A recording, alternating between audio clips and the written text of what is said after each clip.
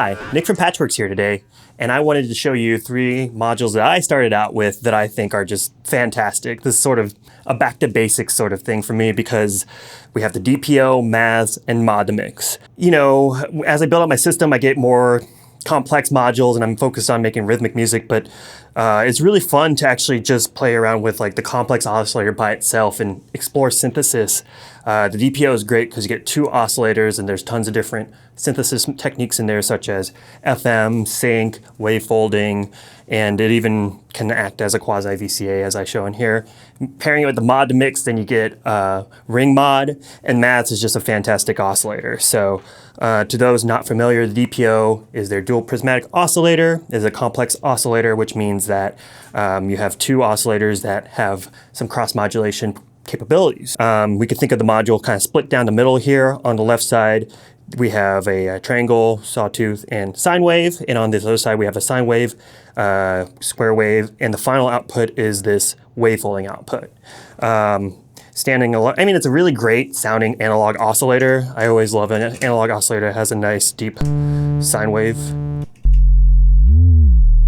Oh yeah, and it sounds very pure. That's like the nice thing about this oscillator is that all the waveforms are just very pure, which gives us a great palette to start mixing sounds with. But the star of the show is the final output here.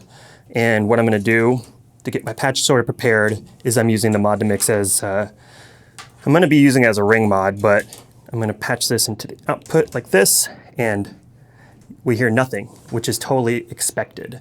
And that is because when my fold is all the way down, you could think about the fold in terms of controlling the overall amplitude of the wave going into the folder. So as I turn it light up, you're gonna hear that it's already folding.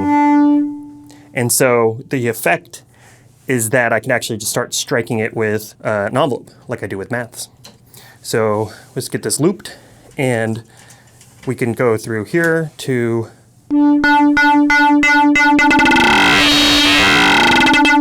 start folding,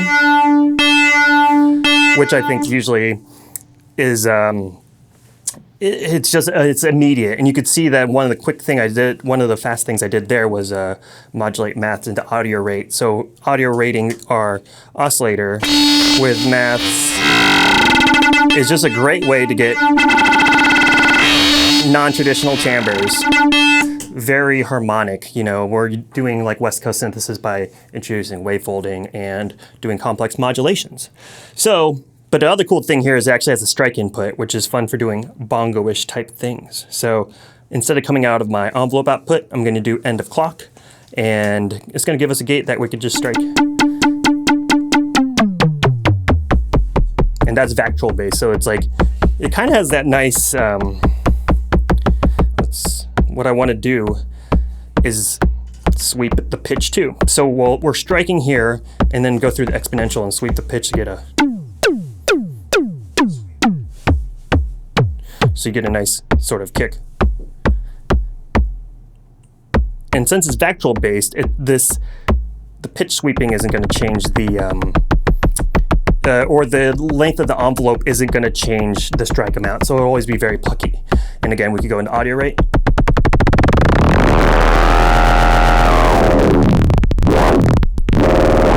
Which is just sweet. The next thing that I kind of want to play around with is the cross modulation. So we have the second oscillator, and so I'm gonna just open it up a bit and slow it down. While I'm explaining this, I'll actually just cut it for a sec.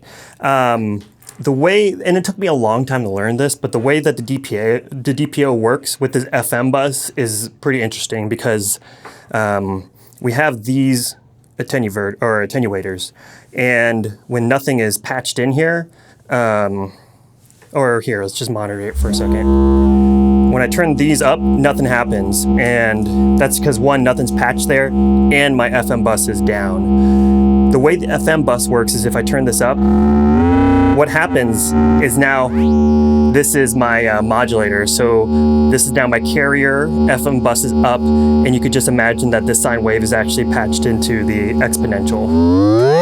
And that gives me like the depth of that FM modulation. So that's another fun thing to modulate is the index.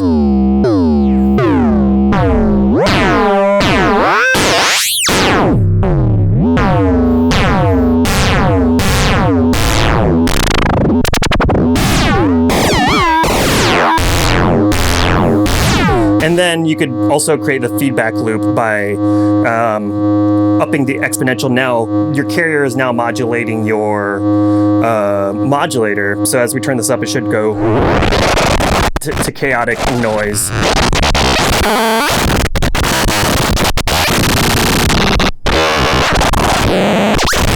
Which again, it's really cool because it's super duper chaotic, but it's still in the analog domain. So it isn't just pure randomness. It literally is the sound of two waves trying to modulate each other at the same time. Another cool thing is that in this final output here, this mod bus is as if we took this sine wave and ran it into this external source. And our attenuators also do the same thing, where as I turn this up, now it's as if the sine wave is being applied this amount to my fold.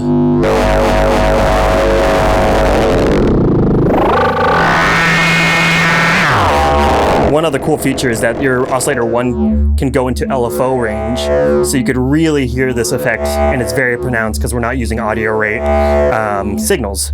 So you can hear that's as if I'm just going. And you could do it with all these parameters,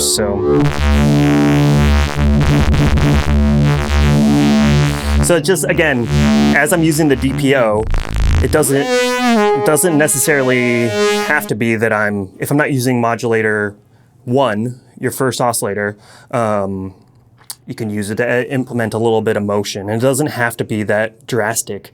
You know, this square wave doesn't have pulse width modulation, but we do have the shape modulation here. So if we turn everything down and just do kind of gentle shape modulation.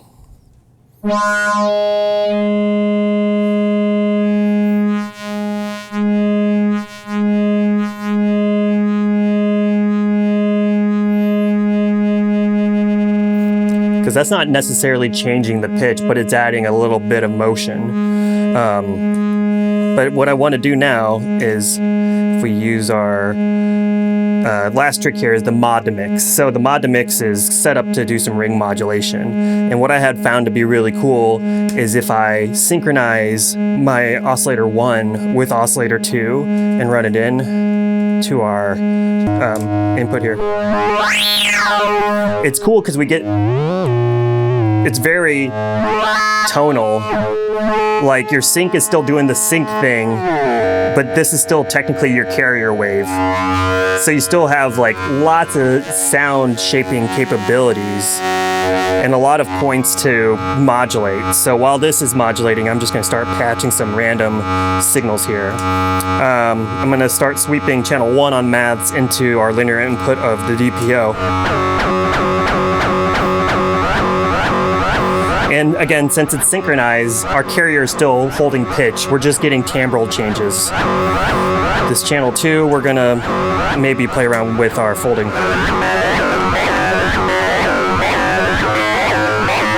And with maths, we could start kind of use our sum output. I'm mixing a bit of channel 1 positively against channel 4 negatively. And let's play around with the amount of our mod bus.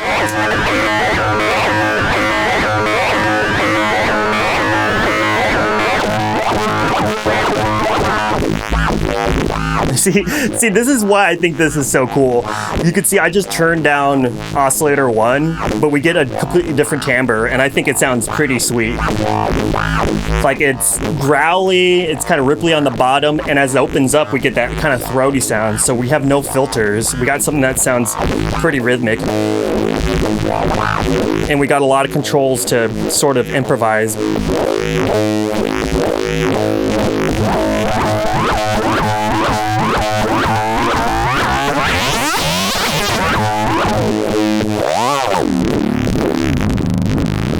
anyway, just a quick walkthrough on this stuff, you know. I just wanted to show that even just with 3 modules, we can have a lot of fun doing sort of, you know, DPO by virtue of its complex nature is self-patching, but a little bit of motion from maths using the voltage mixer, you know, not being too complicated does actually still create a complicated patch, but one that's really interesting and easy to control. So as always, happy patching.